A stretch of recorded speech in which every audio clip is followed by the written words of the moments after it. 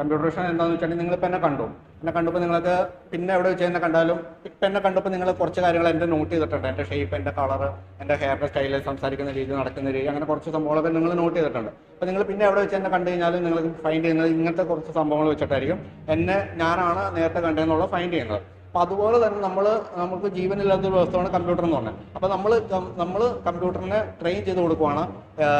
ഒരു സംഭവം കൊടുത്തു കഴിയുമ്പോൾ ഓരോ കാര്യങ്ങൾ, അതായത് നമുക്ക് വേണമെങ്കിൽ ഫേസ് ഡിക്റ്റേറ്റ് ചെയ്യാം. ഇപ്പോൾ നിങ്ങൾ ഇരിക്കുന്ന ആളുകളുണ്ട്, ഇതുപോലെ ഫേസ് ഡിക്റ്റേറ്റ് ചെയ്തിട്ട് നമുക്ക് കമ്പ്യൂട്ടറിനോട് പറഞ്ഞു കൊടുക്കാം എൻ്റെ പേര് ഇതാണെന്നുള്ളത്. പിന്നെ എപ്പോൾ നിങ്ങളെ കണ്ടു കഴിഞ്ഞാലും അത് കമ്പ്യൂട്ടറിന് മനസ്സിലാവും ആരാന്നുള്ളത്.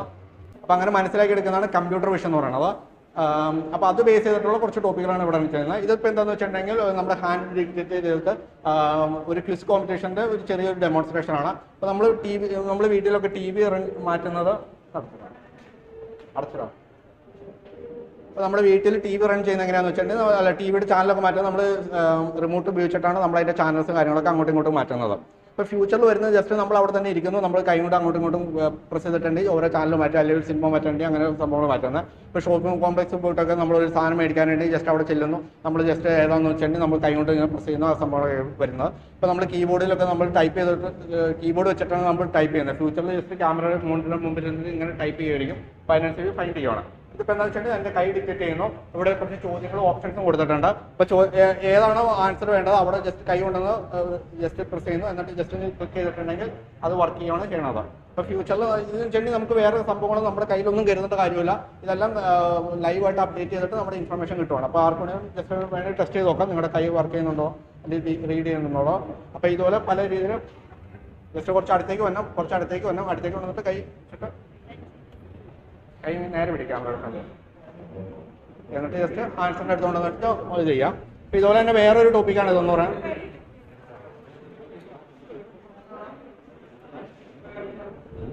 വേറൊരു ടോപ്പിക്കാണ് ഇത്. ഐയുടെ കൗണ്ട് ചെയ്യാന്നുള്ളത്, ഐ ബ്ലിങ്ക് ചെയ്യുന്നത്. നമ്മൾ കണ്ണ് ഓരോ തവണ ചിമ്മുന്നുണ്ടല്ലോ, അത് നമുക്ക് ഫൈൻഡ് ചെയ്യാൻ, നമുക്ക് റിസൾട്ട് അറിയാൻ പറ്റുവാണെങ്കിൽ പല കാര്യങ്ങളും നമുക്ക് ഉപയോഗിക്കാൻ പറ്റും. നമുക്ക് കാറിൽ ഉറങ്ങി പോകുന്നുണ്ടോയെന്ന് അറിയാൻ പറ്റും, ഹോസ്പിറ്റലിൽ നമുക്ക് മോണിറ്റർ ചെയ്യാൻ പറ്റും, അങ്ങനെ പല സംഭവങ്ങളും ചെയ്യാൻ പറ്റും. അപ്പോൾ അതിന് വേണ്ടിയിട്ട് യൂസ് ചെയ്യുന്നതാണ് ഐ ബ്ലിങ്ക് കൗണ്ട് എന്ന് പറയുന്നത്. ഇപ്പോൾ ഞാനിവിടെ അടുത്ത് വന്നിട്ട് ക്യാമറയുടെ അടുത്ത് വന്നിട്ട് എൻ്റെ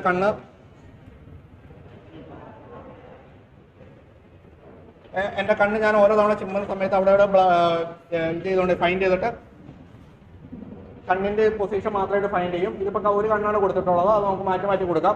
അതിനെ ഫൈൻഡ് ചെയ്യും, എന്നിട്ട് കണ്ണിൻ്റെ ബ്ലിങ്ക് ഓരോ തവണ എത്ര തവണ ബ്ലിങ്ക് ചെയ്യുന്നുള്ള കാര്യങ്ങൾ മനസ്സിലാക്കി എടുക്കുകയാണ് ഇവിടെ ചെയ്യുന്നത്.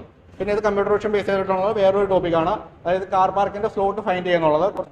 കാർ പാർക്കിൻ്റെ സ്ലോട്ട് ഫൈൻഡ് ചെയ്യാന്നുള്ളത്. നിങ്ങളിപ്പോൾ കോളേജിലേക്ക് കയറി വരുന്ന സമയത്ത് കോളേജിൽ നിങ്ങൾ വണ്ടി കൊണ്ടാണ് വരുന്നതെങ്കിൽ എവിടെ പാർക്ക് ചെയ്യേണ്ടതെന്ന് ചിലപ്പോൾ നിങ്ങൾക്ക് അറിയാൻ പറ്റത്തില്ലായിരിക്കും. അപ്പോൾ അത് നേരത്തെ അറിയാൻ പറ്റുവാണെങ്കിൽ നമുക്ക് ഇന്ധനം ലാഭിക്കാൻ പറ്റും, സമയം ലാഭിച്ചെടുക്കാൻ പറ്റും, അങ്ങനെ കുറേ സംഭവം ചെയ്യാൻ പറ്റും. അപ്പോൾ ഇതെല്ലാം കമ്പ്യൂട്ടർ വിഷൻ ബേസ് ചെയ്തിട്ട് പൈത്തൺ പ്രോഗ്രാം ലാംഗ്വേജ് വെച്ചിട്ട് പൈച്ചാം എന്ന് പറഞ്ഞ സോഫ്റ്റ്വെയറിലാണ് ചെയ്തിരിക്കുന്നത്. ഇതിപ്പോൾ എന്താ വെച്ചിട്ടുണ്ടെങ്കിൽ നമ്മൾ റെക്കോർഡഡ് വീഡിയോനകത്ത് കൊടുത്തിരിക്കുന്നത് നമുക്ക് ലൈവായിട്ട് വീഡിയോസ് കാര്യങ്ങൾ എടുക്കാം. എന്നിട്ട് നമുക്ക് വേണമെങ്കിൽ ആൻഡ്രോയിഡ് ആപ്പ് വഴിയോ അല്ലെങ്കിൽ മറ്റെന്ത് വേണമെങ്കിലും വെച്ചിട്ട് നമുക്ക് ലൈവായിട്ട് എവിടെ വെച്ചിട്ടുണ്ടെങ്കിൽ മോണിറ്റർ ചെയ്യാം. അപ്പോൾ നമുക്ക് നേരത്തെ അറിയാൻ പറ്റും. അപ്പോൾ ഇവിടെ കുറേ കാറുകളുണ്ട്. കാറ് ലീവ് ചെയ്യുന്ന സമയത്ത് അവിടെ കാറ് ഫ്രീ ആയിട്ടുള്ള സ്ലോട്ട് എത്രയാണ്, ഇപ്പോൾ മൊത്തം 25 സ്ലോട്ട് ഉണ്ട്, അതിനകത്ത് 4 സ്ലോട്ടാണ് ഇപ്പോൾ ഫ്രീ ആയിട്ടുള്ളത് എന്നുള്ളത് നമുക്ക് നേരത്തെ തന്നെ അറിയാം. പെട്ടെന്ന് തന്നെ നമുക്ക് കണ്ടുപിടിക്കാനും ആ സ്ലോട്ടിൽ കൊണ്ടുപോയി നമുക്ക് കാർ പാർക്ക് ചെയ്യാൻ പറ്റും. ഇതുപോലെ നമുക്ക് പല രീതിയിൽ പ്രോജക്റ്റുകൾ കൺവേർട്ട് ചെയ്തുകൊണ്ട് നമുക്ക് പല ആപ്ലിക്കേഷനിൽ നമ്മളെ പല പ്രോബ്ലംസും സോൾവ് ചെയ്യാൻ പറ്റും. പെട്ടെന്ന് കാര്യങ്ങളെല്ലാം ചെയ്തെടുക്കാൻ പറ്റും. ഇപ്പോൾ നമുക്കൊരു ഇതുപോലെ തന്നെ നമുക്ക് സമയം ലാഭിച്ചെടുക്കാം. പല ആപ്ലിക്കേഷൻ നമുക്ക് പല അഡ്വാൻറ്റേജ് ഇത് ബേസ് ചെയ്ത് നമുക്ക് വരുന്നുണ്ട്. അപ്പോൾ അങ്ങനത്തെ കുറച്ച് സംഭവങ്ങളാണ് ഇതെന്ന് പറയുന്നത്. ഇതിൻ്റെ തന്നെ അഡ്വാൻസ് വേർഷൻ ഡ്രോൺ ഉണ്ട്. ലാസ്റ്റ് ജസ്റ്റ് ഫ്ലൈ ചെയ്ത് കാണിച്ചു തരാം. ഇതെല്ലാം കഴിഞ്ഞിട്ട് ജസ്റ്റ് ഡ്രോൺ കൂടി ഫ്ലൈ ചെയ്ത് കാണിച്ചു തരാം. എന്താണെന്ന് വെച്ചിട്ടുണ്ടെങ്കിൽ ഡ്രോൺ നമുക്ക് ഫേസ് റെക്കഗ്നൈസ് ചെയ്തിട്ട് ഒരു ക്രൗഡ് ഏരിയയിൽ ഒരു ക്രിമിനൽ ഉണ്ട്. ഇപ്പോൾ തിരുവനന്തപുരത്ത് നിന്ന് ഒരു ക്രിമിനൽ ഈ കോളേജിൽ വന്നിട്ടുണ്ടെങ്കിൽ നമുക്ക് അറിയത്തില്ല അതാരാന്നുള്ളത്. അപ്പോൾ പോലീസിൻ്റെ സെർവറായിട്ട് കണക്ട് ചെയ്തിട്ടുണ്ടെങ്കിൽ ഡ്രോൺ ഫ്ലൈ ചെയ്തുകൊണ്ടിരിക്കുന്ന സമയത്ത് അങ്ങനെ ഒരു ക്രിമിനൽസിൻ്റെ ഫേസ് ഡിറ്റക്ട് ചെയ്തിട്ടുണ്ടെങ്കിൽ ആ ഫേസ് ഫൈൻഡ് ചെയ്തിട്ട് ഇങ്ങനെ ഒരാൾ ഇവിടെ വന്നിട്ടുണ്ടെന്ന് പെട്ടെന്ന് കണ്ടുപിടിക്കാനും എളുപ്പത്തിൽ അറിയാൻ പറ്റും. അപ്പോൾ ആളെ ക്യാച്ച് ചെയ്യാനൊക്കെ എളുപ്പമായിരിക്കും. ഓക്കെ, പിന്നെ ഇത് 3D പ്രിൻ്റർ എന്ന് പറയും. ഇപ്പോൾ ടെക്നോളജിയാണ് 3D പ്രിൻ്റർ എന്ന് പറയുന്നത്. നിങ്ങളുടെ ഐഡിയാസ് കാര്യങ്ങളൊക്കെ പ്രിന്റ് ചെയ്തെടുക്കുക. അല്ലെങ്കിൽ 2D പ്രിൻ്റർ കണ്ടിട്ടില്ല, നമ്മൾ സാധാരണ പ്രിന്റ് ചെയ്ത് പേപ്പറിലൊക്കെ പ്രിന്റ് ചെയ്യുന്നത്. അതിൻ്റെ തന്നെ 3D മോഡൽസ് ഇതുപോലെ നമ്മുടെ എന്ത് ഐഡിയാസ് ഉണ്ടോ ഐഡിയാസ് ക്രിയേറ്റ് ചെയ്തെടുക്കാം. ഇപ്പോൾ ഈ കൊച്ചിൻ്റെ തലയിലേക്ക് ഒരു റാ ഉണ്ട്, ആ റാ അവൾക്ക് സ്വന്തമായിട്ട് ഒരു ഡിസൈനിൽ ചെയ്തെടുക്കാം, അല്ലെങ്കിൽ പല ഷേപ്പിൽ ഡിസൈൻ ചെയ്തെടുക്കണം, അല്ലെങ്കിൽ അവളുടെ ഫോട്ടോ അതിനകത്ത് വരുന്ന രീതിയിൽ പ്രിന്റ് ചെയ്യണം. അങ്ങനെയൊക്കെ ഉണ്ടെങ്കിൽ നമ്മളത് ഡിസൈൻ ചെയ്തെടുക്കുന്നു. അല്ലെങ്കിൽ നിങ്ങളൊരു വീട് പണിയുന്നു, ആ വീടിൻ്റെ ഒരു ഡിസൈൻ നിങ്ങൾ പണിയുന്നതിന് മുമ്പായിട്ട് നിങ്ങൾ ചെയ്തെടുത്തിട്ടുണ്ടെങ്കിൽ നമ്മളിപ്പോൾ മനസ്സിലാണ് കാണുന്നത്, അത് നമ്മൾ കമ്പ്യൂട്ടറിൽ ചെയ്യും. ആ കമ്പ്യൂട്ടറിൽ ചെയ്ത് നമ്മൾ റിയൽ ആയിട്ട് ഒന്ന് പ്രിന്റ് ചെയ്ത് കാണുന്നതൊക്കെ ഉണ്ടെങ്കിൽ നമുക്ക് 3 ഡയമെൻഷനിൽ പ്രിന്റ് ചെയ്തെടുക്കാൻ പറ്റും. ഇതിലിവിടുന്ന് ഫിലമെന്റ് ഇതാണ് ഉരുക്കി ചാടി പ്രിന്റ് ചെയ്ത് വരുന്നത്. നമുക്ക് പല കളറിൽ പല രീതിയിൽ പല മെറ്റീരിയൽ ഉപയോഗിച്ചിട്ട് നമുക്ക് പ്രിന്റ് ചെയ്യാം. ഇതിലൂടെ കയറും, ഇതിലേക്ക് തള്ളിവിടും. ഇഞ്ചക്ഷൻ മോൾഡിംഗ് എന്ന് പറഞ്ഞ മെത്തേഡാണ് വർക്ക് ചെയ്യുന്നത്. ഇതിലേക്ക് തള്ളിവിടും. ഇവിടെ ഒരു ഹീറ്റിംഗ് എലമെന്റ് ഉണ്ട്. ആ ഹീറ്റിംഗ് എലമെന്റ് ചൂടായിട്ട് താഴത്തേക്ക് നമുക്ക് ആവശ്യത്തിനനുസരിച്ച് ക്വാണ്ടിറ്റിയിൽ വന്ന് വീണ്ടുമാണ് ഓരോ പ്രൊഡക്റ്റ് ഡെവലപ്പ് ചെയ്ത് വരുന്നത്. അപ്പോൾ ഇത് ഓരോ ലെയർ ബൈ ലെയർ ആയിട്ട് ഇങ്ങനെ മേളിലേക്കാണ് പ്രിന്റ് ചെയ്ത് വരുന്നത്. ഓരോ ലെയറിലും എവിടെയൊക്കെ ക്വാണ്ടിറ്റിയിൽ പ്രിന്റ് ചെയ്യേണ്ട ആവശ്യം വരുന്നുണ്ട് അവിടെയൊക്കെ അതിൻ്റെ ഉരുകി ചാടിയാണ് ഓരോ സംഭവങ്ങൾ വരുന്നത്. അപ്പോൾ അതിൻ്റെ കുറച്ച് മോഡൽസാണ് ഇവിടെ കാണുന്നത്. പ്രിന്റ് ചെയ്യുന്നതിൻ്റെ നമ്മൾ ചെയ്തിട്ടുള്ള കുറച്ച് പ്രോഡക്റ്റുകളുടെ കുറച്ച് മോഡൽസാണ് ഇവിടെ കാണുന്നത്.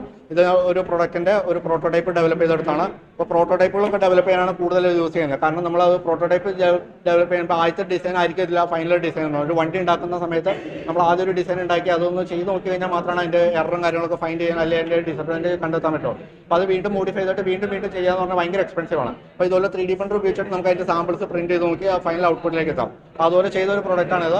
ജസ്റ്റ് നമ്മൾ ടച്ച് ചെയ്യുന്ന സമയത്ത് ഓട്ടോമാറ്റിക്കായിട്ട് ഓപ്പൺ ചെയ്യുന്ന ഒരു ചെറിയ ബോക്സിൻ്റെ സംഭവം. ഇതൊരു ചെറിയ റോബോട്ടിക് ആർമിൻ്റെ ഒരു എൻഡ് എഫക്റ്റ് എന്ന് പറഞ്ഞ റോബോട്ടിക് ആർമിൻ്റെ ഒരു സംഭവമാണ്.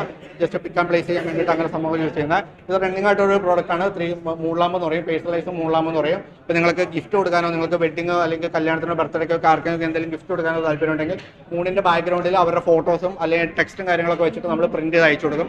അങ്ങനെ എന്തെങ്കിലും ഓർഡറും കാര്യങ്ങളൊക്കെ ഉണ്ടെങ്കിൽ അവിടെ നമ്പർ കൊടുത്തിട്ടുണ്ട്. ആ നമ്പറിൽ നിങ്ങൾ നോട്ട് ചെയ്തിട്ട് പോയിട്ട് നിങ്ങൾ വാട്സാപ്പിൽ മെസ്സേജ് ഇട്ടിട്ടുണ്ടെങ്കിൽ അത് നമ്മൾ ചെയ്തു തരുന്നതാണ്. ഇത് 3D പ്രിന്റർ ഉപയോഗിച്ചിട്ട് തന്നെയാണ് ചെയ്യുന്നത്. നിങ്ങളുടെ ഓർഡർ അനുസരിച്ചാണ് പ്രിന്റ് ചെയ്യുന്നത്. നേരത്തെ പ്രോഡക്റ്റ് ചെയ്ത് വെച്ചിരിക്കുന്നതല്ല. അപ്പോൾ അവരുടെ ഫോട്ടോസ് കാര്യങ്ങളൊക്കെ ഉണ്ടെങ്കിൽ ഇവിടെ പ്രിന്റ് ചെയ്ത് നമ്മൾ അസംബിൾ ചെയ്തെടുക്കും. ഇവിടെ സെൻസർ വരുന്നുണ്ട്. ജസ്റ്റ് ഇവിടെ പ്രസ് ചെയ്തിട്ടുണ്ടെങ്കിൽ ഓട്ടോമാറ്റിക്കലി ഓൺ ആവും, ഒന്നുകൂടി പ്രസ് ചെയ്തിട്ടുണ്ടെങ്കിൽ ഓട്ടോമാറ്റിക്കലി ഓഫ് ആവും. ഇത് റീചാർജ് ചെയ്ത് യൂസ് ചെയ്യാൻ പറ്റുന്നതാണ്. റീചാർജ് ബാറ്റാണ് ഇതിനകത്ത് വരുന്നത്. പിന്നെ ഈ സ്റ്റാൻഡും കൂടിയാണ് വരുന്നത്. അപ്പോൾ അങ്ങനത്തെ എന്തെങ്കിലും ഓർഡറും കാര്യങ്ങളൊക്കെ ഉണ്ടെങ്കിൽ അതിനകത്ത് കോൺടാക്ട് ചെയ്യാം. പിന്നെ ഇവിടെ റോബോട്ടിക്സിൻ്റെ ഒരു സംഭവമാണ് വരുന്നത്. ഈ ഡ്രോൺ എന്ന് പറഞ്ഞിട്ടുണ്ടെങ്കിൽ സാധാരണ നോർമൽ ഡ്രോൺ പോലെ തന്നെ ഞാൻ നേരത്തെ പറഞ്ഞ പോലെ എൻ്റെ ഫേസ് ഡിറ്റക്ട് ചെയ്തിട്ട് എന്നെ ട്രാക്ക് ചെയ്ത് വേറെ കൺട്രോളൊന്നും ചെയ്യുന്നില്ല. നമ്മൾ ഇതിനകത്തുനിന്ന് ഇമേജ് എടുക്കും. ആ ഇമേജിനെ നേരത്തെ കണ്ട പോലെ തന്നെ പ്രോസസ്സ് ചെയ്തിട്ട് എൻ്റെ ഫേസ് ഡിറ്റക്ട് ചെയ്തിട്ട് ഞാൻ എങ്ങോട്ട് മൂവ് ചെയ്യുന്നു അങ്ങോട്ടേക്ക് ആ ഡ്രോൺ ഓട്ടോമാറ്റിക്കലി ആ ഡ്രോൺ തന്നെ മൂവ് ചെയ്യണം. അത് ആർട്ടിഫിഷ്യൽ ഇൻ്റലിജൻസ് ബേസ് ചെയ്തിട്ടാണ് വർക്ക് ചെയ്യണത്. അപ്പോൾ അതിൻ്റെ ജസ്റ്റ് പ്രോഗ്രാം ഇവിടെ റൺ ചെയ്യുമ്പോൾ നമുക്ക് ഇവിടെ കാണാൻ പറ്റും.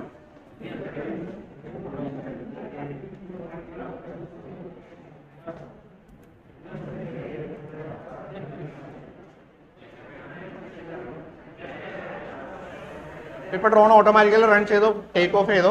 അപ്പോൾ ഇത് ഇനി ഒരു ഫേസ് ഡിറ്റക്ട് ചെയ്തിട്ടുണ്ടെങ്കിൽ ആ ഫേസിനെ ട്രാക്ക് ചെയ്ത് ലോക്ക് ചെയ്ത് അവിടെ നിൽക്കും. ഇവിടെ നോക്കിയിട്ടുണ്ടെങ്കിൽ ഡിസ്പ്ലേയിൽ നമുക്ക് ഇമേജ് കാണാൻ പറ്റും.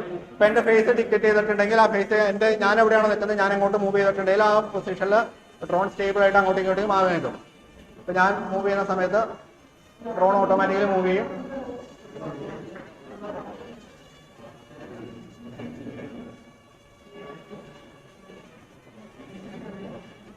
അത് നമുക്ക് ലൈവായിട്ട് അവിടെ കാണാനും പറ്റും. പിന്നെ നമുക്ക് ആർക്കെങ്കിലും ടെസ്റ്റ് ചെയ്യണമെങ്കിൽ നിങ്ങളുടെ ഫേസ് വേണമെങ്കിൽ ടെസ്റ്റ് ചെയ്ത് നോക്കാം. ഇപ്പം എൻ്റെ ഫേസ് മാത്രം ആയിട്ടല്ല കൊടുത്തിരിക്കുന്നത്, ആരുടെ ഫേസ് വേണമെങ്കിൽ ഡിറ്റക്ട് ചെയ്യും. ഇപ്പം ഞാൻ മുമ്പോട്ടേക്ക് പോയിട്ടുണ്ടെങ്കിൽ ഡ്രോൺ ഓട്ടോമാറ്റിക്കലി അതിനനുസരിച്ച് ആ ഒരു പൊസിഷൻ തന്നെ മെയിൻറ്റെയിൻ ചെയ്ത് നിൽക്കും. ഞാൻ പുറകോട്ട് പോയിട്ടുണ്ടെങ്കിൽ എൻ്റെ ഫേസ് ചെയ്തേക്കും. അപ്പോൾ ഇപ്പോൾ ഒരു ക്രിമിനലാണ് ഞാനെങ്കിൽ ഈ ഒരു ക്രൗഡിൽ ഞാനൊരു ക്രിമിനൽ ആണെങ്കിൽ എൻ്റെ ഡാറ്റ സ്റ്റോർ ചെയ്തിട്ടുണ്ടെങ്കിൽ ഇപ്പോൾ പോലീസുകാർ ഫ്ലൈ ചെയ്തുകൊണ്ടിരിക്കുന്ന സമയത്ത് അവർക്ക് പെട്ടെന്ന് ഫൈൻഡ് ചെയ്യാൻ പറ്റും. നേരത്തെ ഇപ്പോൾ അല്ലെങ്കിൽ തിരുവനന്തപുരത്ത് ഇങ്ങനെ ഒരാൾ ക്രിമിനൽ വന്നിട്ടുണ്ടെന്ന് ചിലപ്പോൾ അവർക്ക് അറിയാൻ പറ്റത്തില്ല. അപ്പോൾ കേരളം മൊത്തം അല്ലെങ്കിൽ ഇന്ത്യ മൊത്തത്തിൽ ഒരു ക്രിമിനൽ ആണെങ്കിൽ ആള് നേരത്തെ ഫൈൻഡ് ചെയ്യാൻ പറ്റുമെങ്കിൽ ആ റിസൾട്ട് മോണിറ്റർ ചെയ്യാൻ പറ്റും.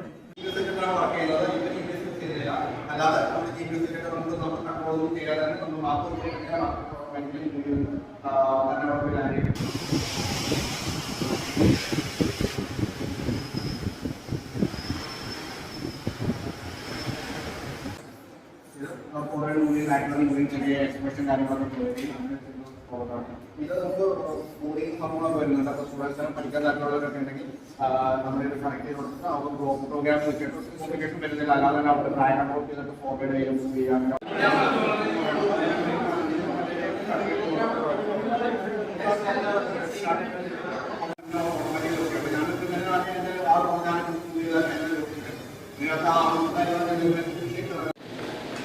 I invite representative from Toolsland. I invite representative from Toolsland.